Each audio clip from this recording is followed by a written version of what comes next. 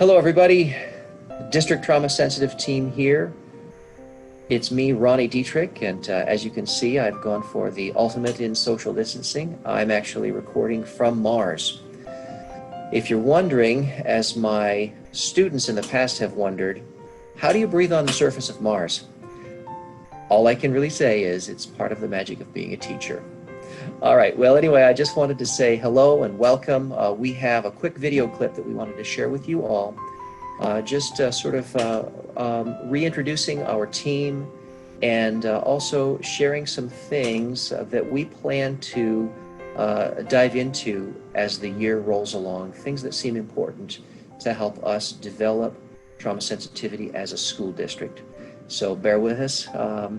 We don't have a ton of experience making videos. So here it is, such as it is. Please enjoy, and I'll have the other team members greet you in sequence. Hi everybody, Carrie French here. Happy to be a part of DTST for another school year. Hi, Sue Dodds. And if you're not familiar with who I am in the 7th grade hallway, science. All right, so folks, we're gonna try to click through a slideshow as we share thoughts with you. Occasionally, our faces might pop into the video. If that doesn't happen, don't be alarmed. We are working our way through the technology here, so bear with us and enjoy the slides. All right, as you can see, we have the District Trauma Sensitive team as formed at the beginning of last school year. Amanda Ives, Michelle Waters, Sue Dodds, Ronnie Dietrich, Carrie French, and Maggie Sullivan. Now, this year, we do have Becky Kingsley added to the team and Jane Bishop added to the team. So we are excited about their addition and their contributions. And I'm sure that you will be as well, because they have a lot to offer. All right, now I'd like to get Carrie French involved in sharing some information and insights as the slideshow proceeds. Thank you, Ronnie. So sometimes things align, and as you may have read in our reopening document and plan, there is a nod to increasing our involvement with social and emotional learning. As things happen, that's been the same interest for our district trauma sensitive team this summer. We received some training with a specialist from the Wisconsin Department of Education, Trauma Sensitive Schools, and the curriculum that they provide. And our district's team has continually found itself focusing on our need for more social and emotional learning in our district. The place to start is to try our best to define what that is. And this slide reminds us that social emotional learning helps us teach our students to communicate and manage their emotions. That empathy piece of understanding the perspective of others, how to interrelate with each other in positive ways, and further develop the students' good personal and social decision-making skills. So when we talk about social emotional learning, this is the umbrella that we find ourselves under.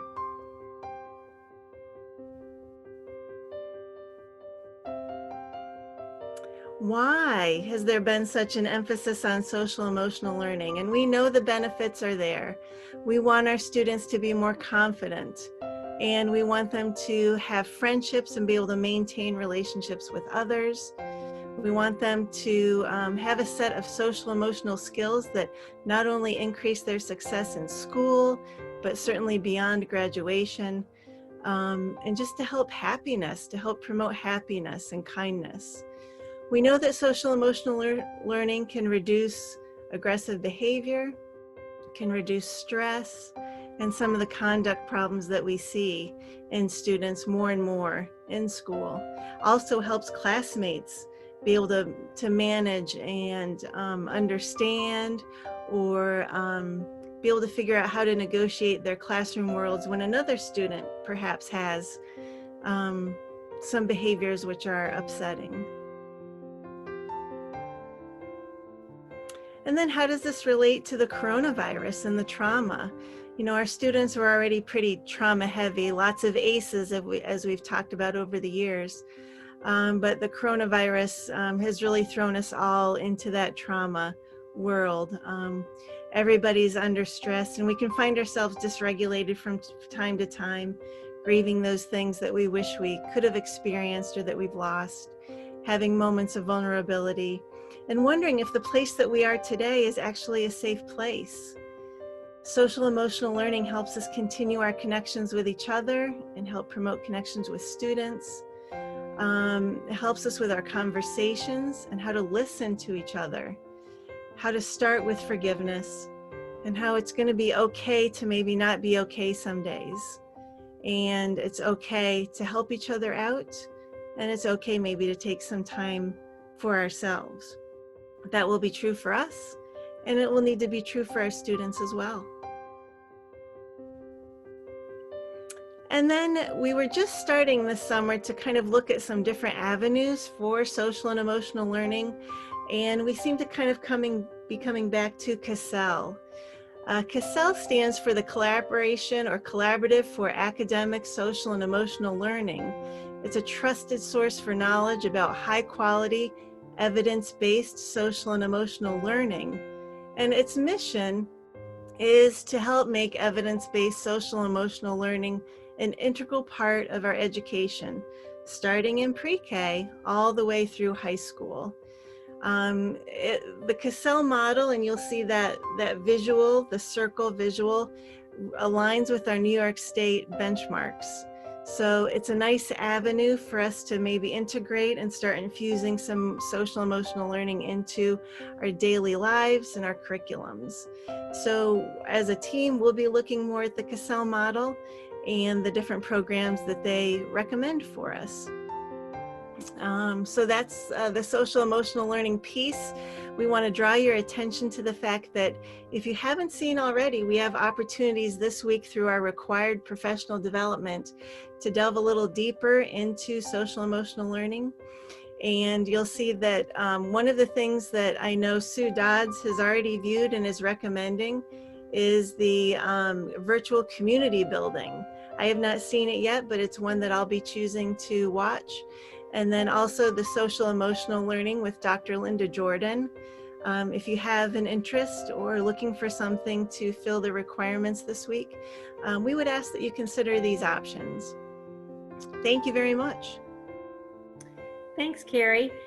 So the next thing we'd like to talk about is mindfulness in the classroom.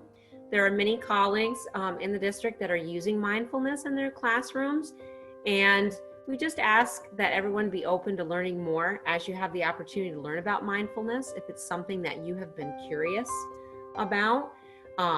I use some mindfulness in my classroom, and Michelle Waters does as well, so please feel free to reach out to either one of us to ask for some simple ways that you can institute mindfulness in your classroom. And here's some suggestions. Playing calming music in the background of your classroom, maybe between transitions, or when the bell ringer is up for students to work on. Take 5 breathing.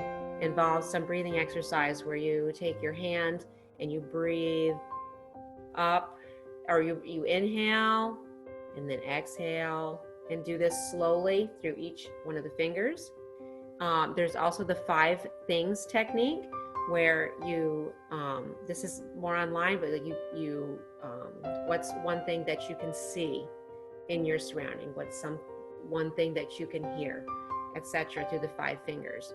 Somatic holds is another technique. And of course, we want to be teaching compassion in our classroom, compassion for ourselves and compassion for others. Back to you, Ronnie. Practicing curiosity. This is something that we're going to recommend pretty strongly that we all work on growing in. And just to clarify what we mean by this, we're talking about cultivating an openness to the possibility that we really might not know why students behave in the way that they do. So with that in mind, exercising a bit of humility, that we as teachers are not omniscient in the dealings with our students, though sometimes I personally am inclined to think that I know exactly what's going on the inside and the inner thought workings and heart workings of my students. I really have to exercise the power of the simple question, what's up? Asking students what's up in the midst of difficult situations or puzzling situations where we are not sure what's really going on can sometimes unleash the transparent response that give us insight into how a child is thinking or feeling in a given moment. So that is sort of the final recommendation that we have to share with you. So to wrap things up, I want to thank you all for taking time to receive our presentation. I trust that it will have some good memories for you, and it'll help launch you into a very successful year. All right, thanks everybody. We're really glad to be beginning the year with you once again, and looking forward to great things for our district, students, staff, family members, and members of the larger community. So take care, everyone. Enjoy the opening days. Goodbye. Bye-bye. Bye, everybody. Thank you.